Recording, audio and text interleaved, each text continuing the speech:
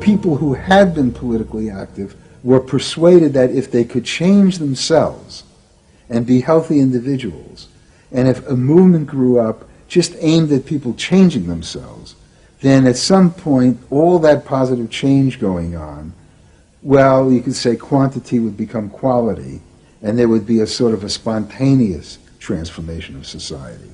But political activism was not required.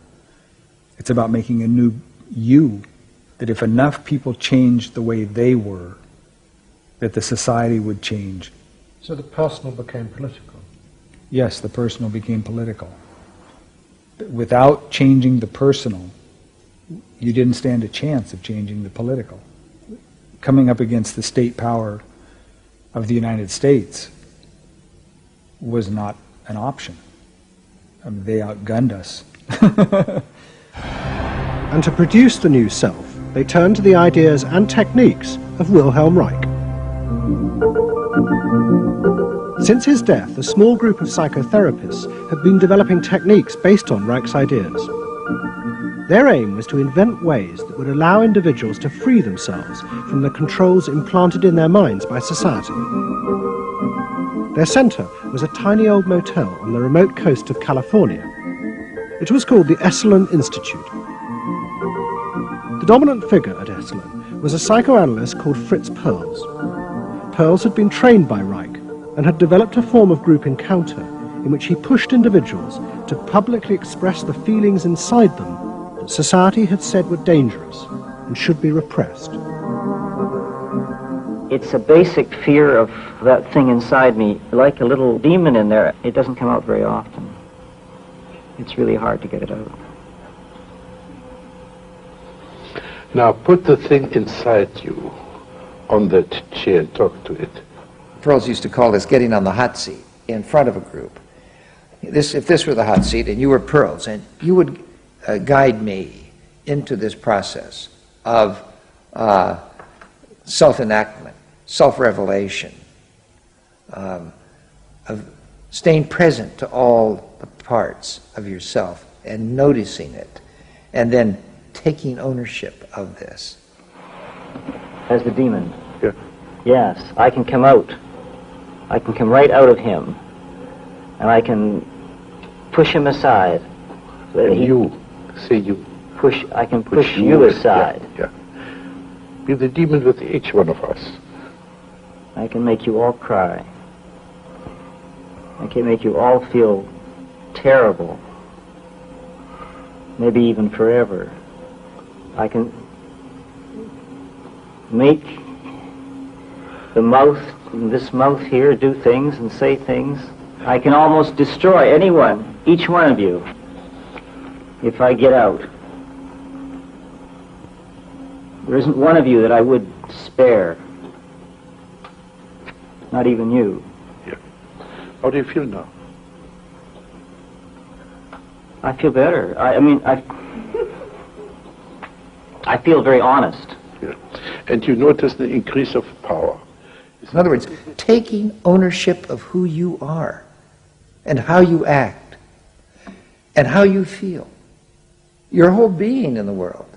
In other words, giving you autonomy, owning your freedom. I'm frightening. When I have my power, I am frightening. See, I frighten you with my power. I frighten you with my power. Now, where do you feel the power? In your hands? In your muscles? Where else? Wake up! I want you do for me, God damn you! Okay.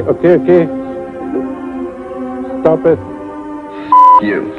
It was not phony movement. That's what I wanted to do, and I did it. What Perls and others working at Esalen believed was that they were creating ways that allowed individuals to express their true inner selves.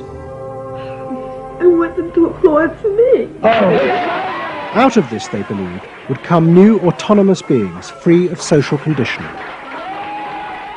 To the left, defeated in the wake of Chicago, it was an enormously attractive idea. These techniques could be used to unleash a new, powerful self, strong enough to overthrow the old order.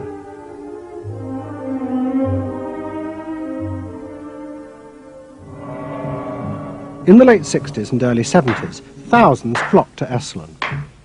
Only a few years before, it had been an obscure fringe institute. Now it became the center of a national movement for personal transformation, the human potential movement.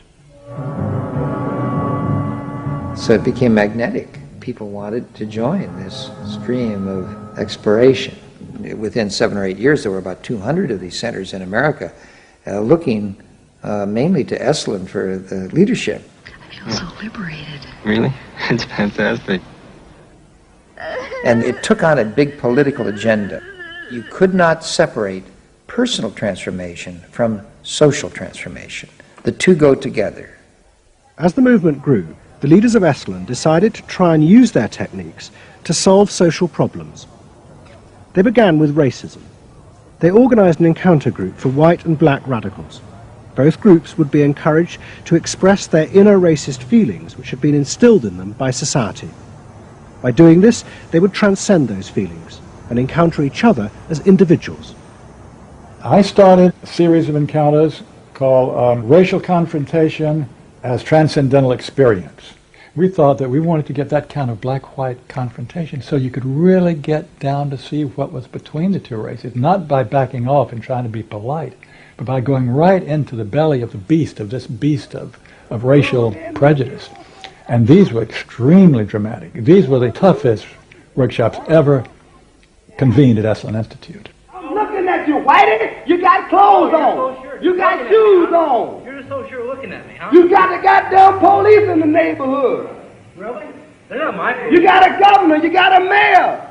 Oh, really? You got the president. You got ambassadors. You can vote, too. You got debts in Vietnam. That's the benefits of slave labor. You got buildings, skyscrapers that you dominate and control economically and politically. And tell me that it's not yours. It's yours, too. Then the blacks all got together and attacked the whites. And they just let us have it. What they call it was peeping somebody. Peeping somebody means peeping into their secrets, into their phoniness, and so forth. Like the white liberal. Oh, they really got onto the white liberal, you know. So don't give me no shit about I'm free. You're a goddamn liar, you white pink son of a bitch, you. Yeah, I want to know what you came down here for. You want a black buck, huh? Yeah. You looking for a stud? Huh?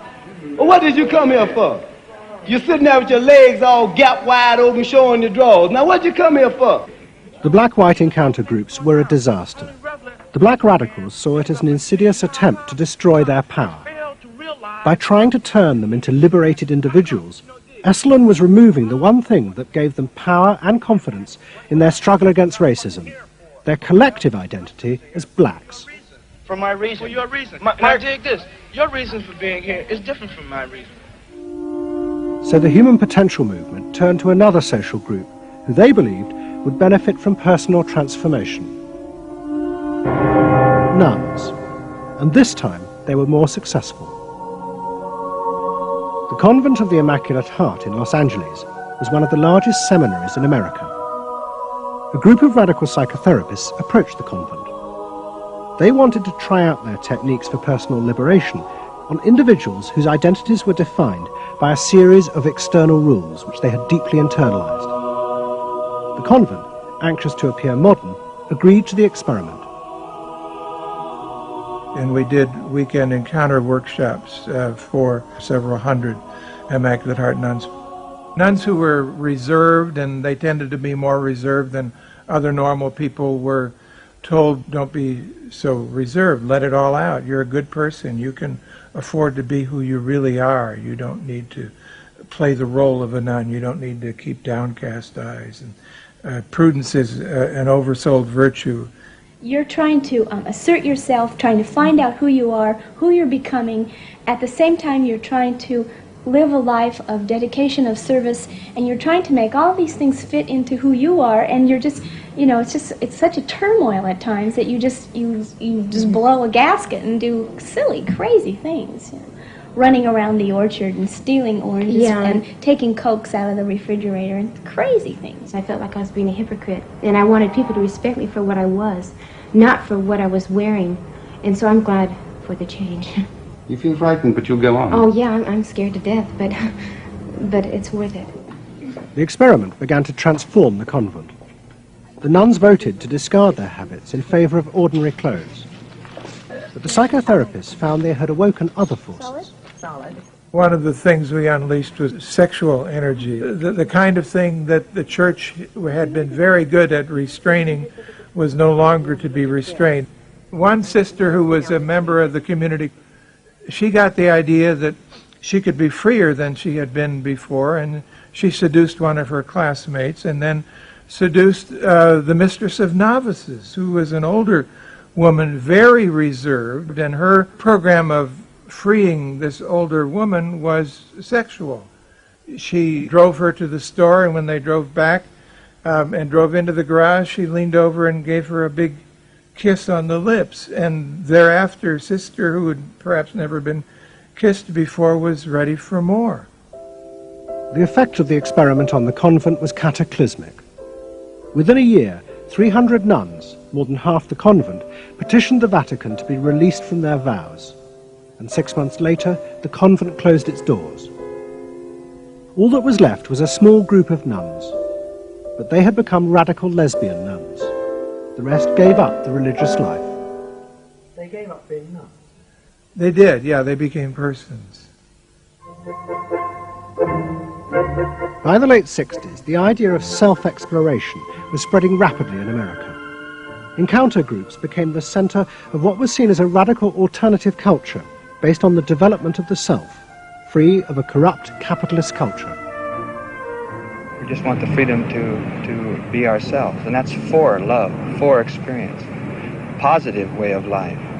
We don't say that you're wrong. We just want to be free to be what we want to be, or what we find ourselves to be, as we continue to search ourselves. And it was beginning to have a serious effect on corporate America, because these new selves were not behaving as predictable consumers. The life insurance industry in particular was concerned that fewer and fewer college students were buying life insurance when they left university. They asked Daniel Yankelovich, America's leading market researcher, to investigate. He had studied psychoanalysis. The life insurance business, more than any other business at the time, was built on the Protestant ethic. You only bought life insurance if you were a person who sacrificed for the future. If you lived in the present, you had no need for life insurance. So they had some sense that maybe the sort of core values of the Protestant ethic were being challenged by some of these new values that were beginning to appear. And I was really astonished at what I found. The conventional interpretation, the dominant interpretation, was that it had to do with political radicalism. But, you know, it was clear to us that that was a mask, a cover. The core of it had to do with self-expressiveness. That this preoccupation with the self and the inner self, that was what was so important to people. The ability to be self-expressive. Wow, what a feeling! 300 miles to go. What out of sight. Yankelovich began to track the growth and behavior of these new expressive selves. What he told the corporations was that these new beings were consumers, but they no longer wanted anything that would place them within the narrow strata of American society.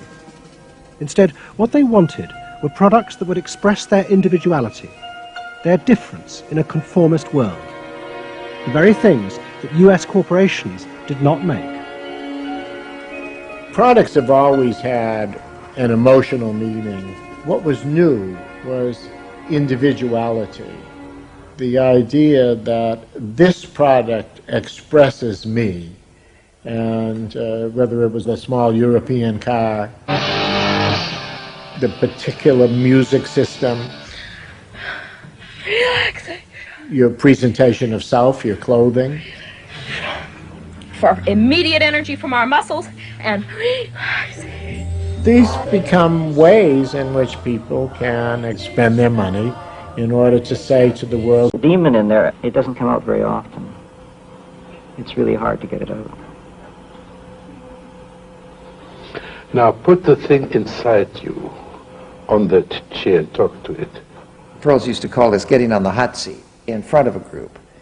If this were the hot seat and you were Pearls, and you would guide me into this process of self-enactment, self-revelation. They outgunned us. And to produce the new self, they turned to the ideas and techniques of Wilhelm Reich. Since his death, a small group of psychotherapists have been developing techniques based on Reich's ideas. Their aim was to invent ways that would allow individuals to free themselves from the controls implanted in their minds by society. Their center was a tiny old man. People who had been politically active were persuaded that if they could change themselves and be healthy individuals, and if a movement grew up just aimed at people changing themselves, then at some point all that positive change going on, well, you could say quantity would become quality, and there would be a sort of a spontaneous transformation of society. But political... Hotel on the remote coast of California. It was called the Esalen Institute. The dominant figure at Esalen was a psychoanalyst called Fritz Perls. Perls had been trained by Reich and had developed a form of group encounter in which he pushed individuals to publicly express the feelings inside them that society had said were dangerous and should be repressed. It's a basic fear of that thing inside me, like a little... Activism was not required. It's about making a new you, that if enough people changed the way they were, that the society would change. So the personal became political. Yes, the personal became political. Without changing the personal, you didn't stand a chance of changing the political. Coming up against the state power of the United States was not an option.